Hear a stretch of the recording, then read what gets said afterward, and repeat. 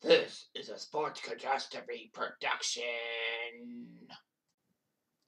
Hey there, ho there, ho there. It's Jeff Cutastrophe, and welcome you to another Sports Catastrophe birthday boy. And the birthday boy today, for September 21st, is a man who had a son who was a very prominent player himself. Well, he's 58 years old now. The guy, he played for the Toronto Blue Jays for 3 years. He played for the Hanshin Tigers in Japan for 1 year, and then the Detroit Tigers decided to pick him up.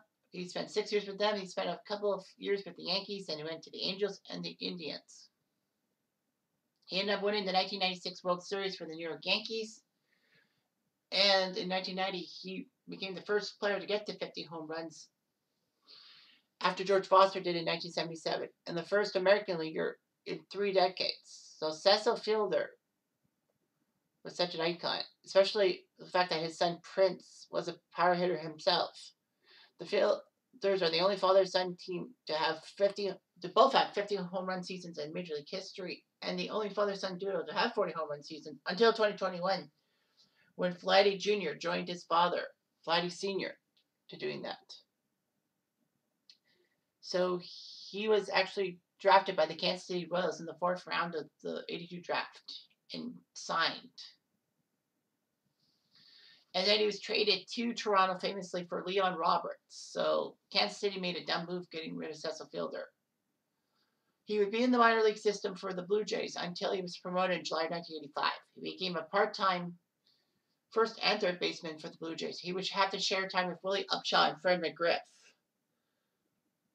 who are both pretty high up on the Blue Jays list of being first baseman and all that.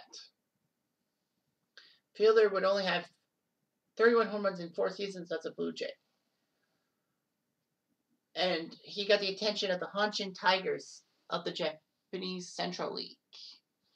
They signed him after the 1988 season. They paid him over $1 million, including a chauffeur and a full-time interpreter. More than the money, Cecil decided to go for the opportunity to play every day.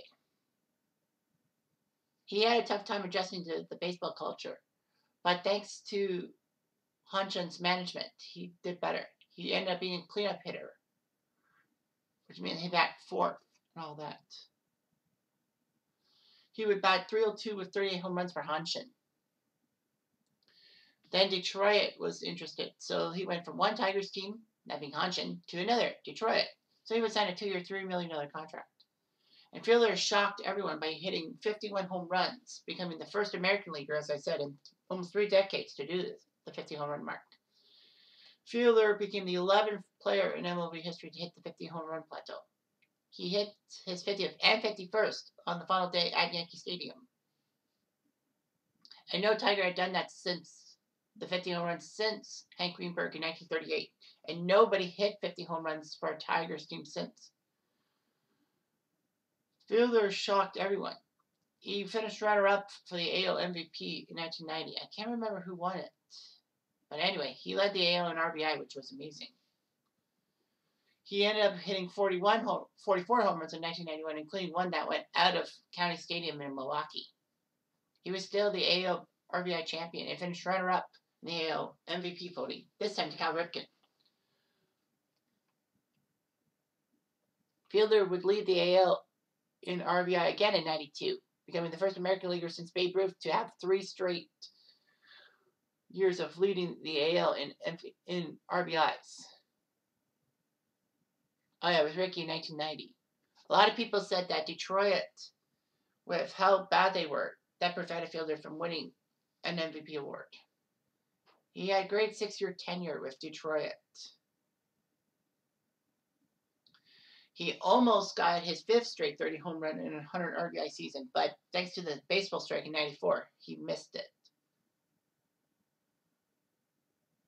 FIelder would sign a 5-year, $36 million deal with the Tigers in 1993. Unfortunately, he was a slow base runner and a below-average fielder, although a lot of people said he should have been more the DH and all that. In fact, FIelder was one of only 4 players and the only Detroit Tiger ever to hit a home run over the left field roof at Tiger Stadium. The other 3 were Harmon Killebrew, Frank Howard, and Mark McGwire. and he had the only home run to ever travel out of Milwaukee County Stadium ever. He off Plesac in 1991. So he would be traded to the Yankees in '96 for Ruben Sierra. So that was a fair trade. Fielder's acquisition worked, and he got a World Series ring in '96. He stayed with the Yankees in '97 and would play for the Angels and Indians in '98. The Blue Jays did sign him. And he actually did pretty well. He actually got 3 home runs and 11 RBIs in spring training for the Jays, but Toronto traded for Dave Hollins, and Cecil FIelder was released. So he decided to retire, kind of as a Blue Jay. Cecil FIelder, his career wouldn't bat that well, 255, but he hit 319 home runs, 1,000 RBIs. That's pretty good, though. He holds the single season record for most home runs without a stolen base in 1 year. He had his 51 home run season didn't have stolen base. But Mark McGwire has the record now because he hit in 1999 when he hit 65 home runs. He didn't steal a base. Cecil had a lot of problems. He had domestic and gambling problems.